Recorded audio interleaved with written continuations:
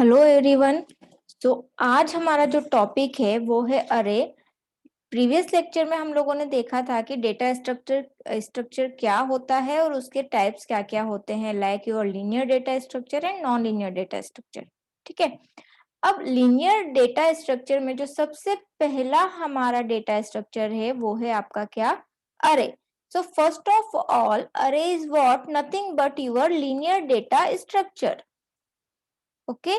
Array is what? Array is nothing but a linear data structure.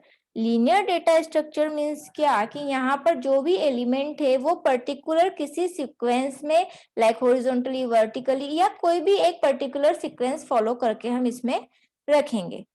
ठीक है। अब यहाँ पे क्या होता है, अरे जो है उसके लिए दो बात की, पहला ये लीनियर डेटा स्ट्रक्चर है and secondly array is what, collection of elements.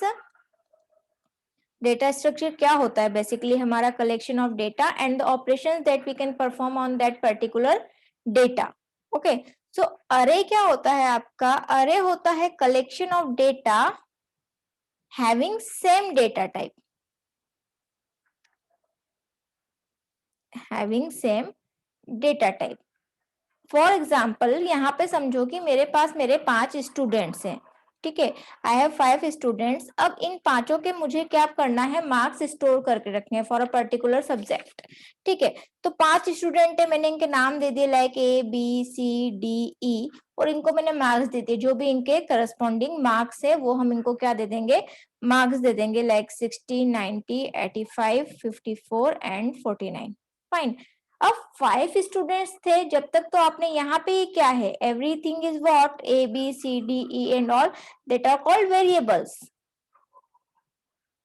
Variable क्या होता है, जो अपने अंदर एक सिंगल वैल्यू स्टोर करके रख सकता है, आप उसके अंदर मल्टीपल वैल्यू स्टोर नहीं कर सकते।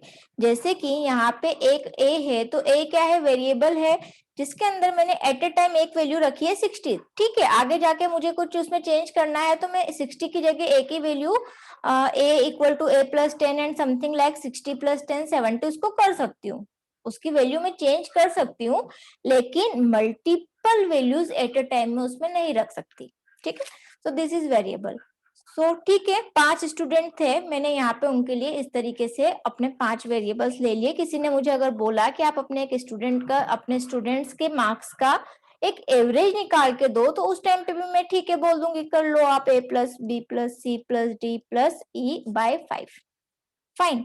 लेकिन स्मॉल नंबर्स के लिए ठीक है, 5 नंबर्स के लिए आप कर लोगे, 10 नंबर्स के लिए कर लोगे, लेकिन जैसे ही यहाँ पे कुछ हो जाएगा, सपोज 1000 और 500 और कुछ इनसे ज्यादा बड़े नंबर्स, ठीक है, तो उस टाइम पे क्या होगा, उस टाइम पे सबसे पहली बात तो दिक्कत होगी, इतने सारे वेरिएबल्स को आपको क्या करना पड़ेगा, पहले आपको डिक्लेयर करना पड़ेगा, देन आप जब उनका यूज करोगे तो आपको उनके नाम भी याद रखने पड़ेंगे। ठीक है। तो इस चीज के लिए हम किसका यूज करते हैं, नॉर्मली एरे का। ठीक है। तो अरे के लिए मैंने क्या बोला कि ठीक है, मैं यहाँ पे एक अपना एरे बना लूंगी, सपोज उसका नाम दे दिया मैंने M।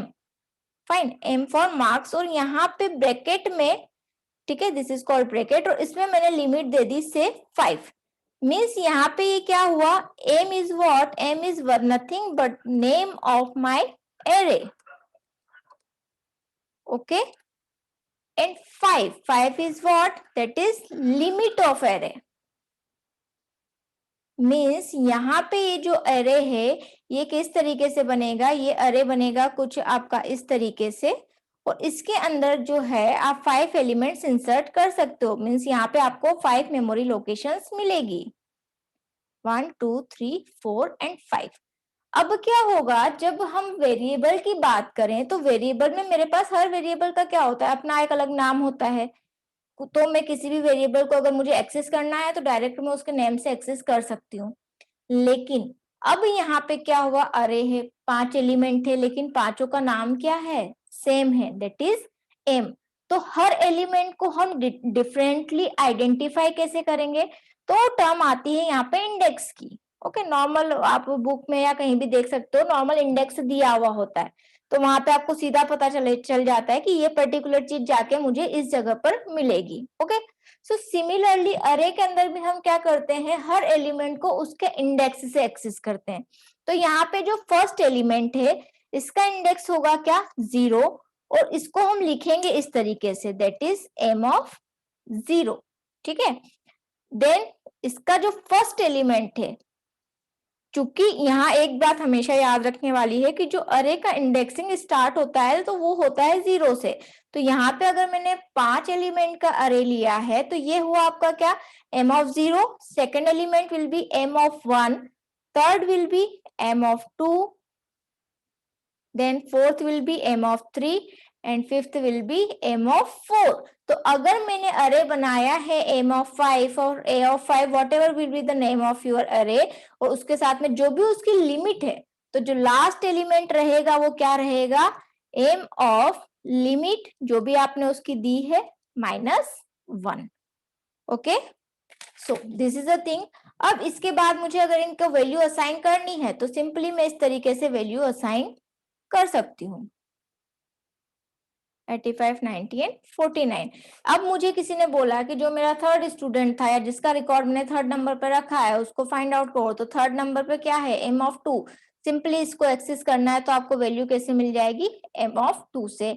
आपको इसकी वैल्यू लेना है तो भी आप इससे यूज कर सकते हो. इसकी वैल्यू सेट करना है तो भी आप सिंपली सपोज 85 की जगह आपको इसकी वैल्यू 58 रखनी है तो भी आप इसको इस तरीके से यूज कर सकते हैं.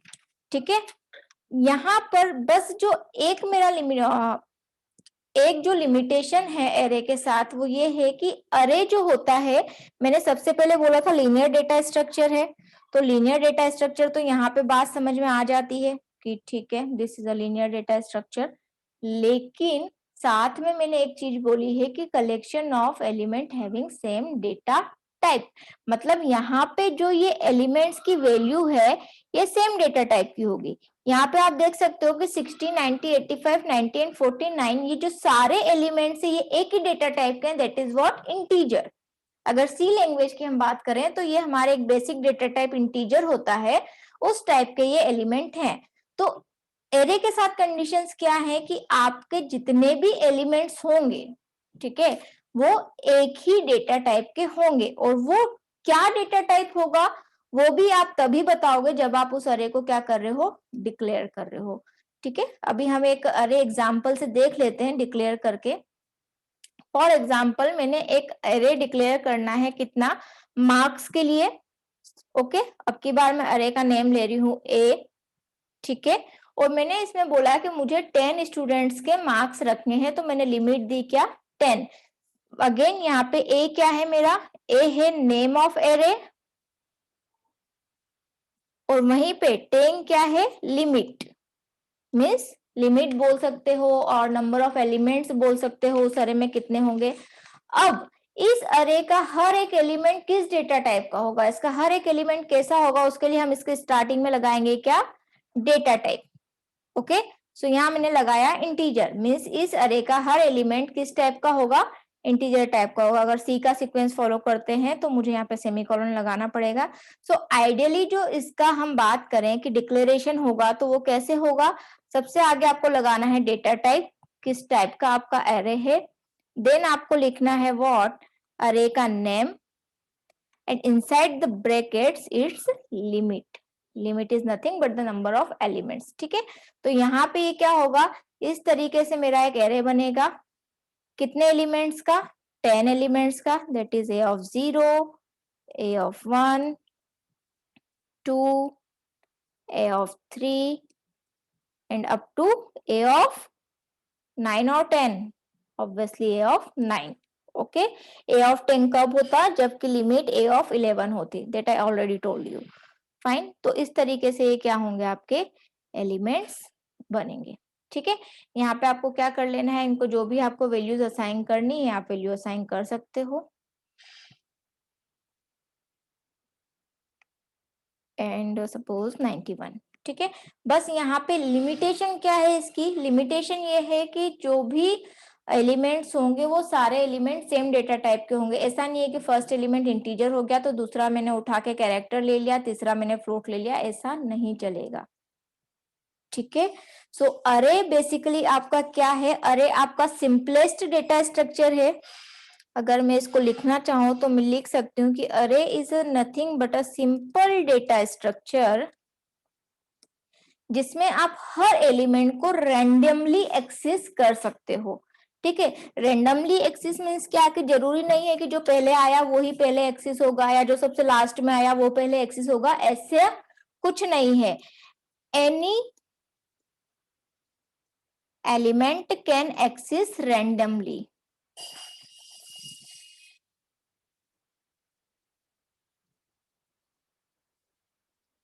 Fine.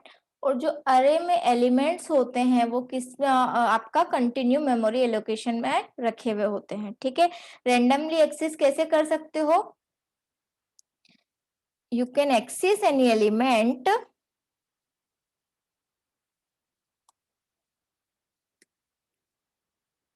by its index number only.